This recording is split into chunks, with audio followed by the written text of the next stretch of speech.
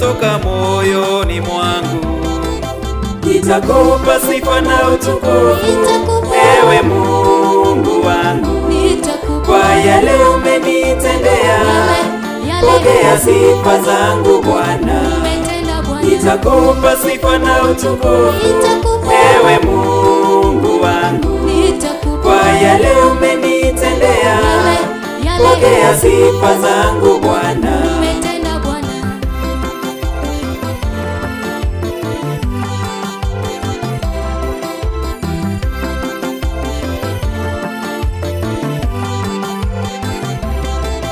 Wewe Alfa na Omega, wa mwanzo hata na wa mwisho.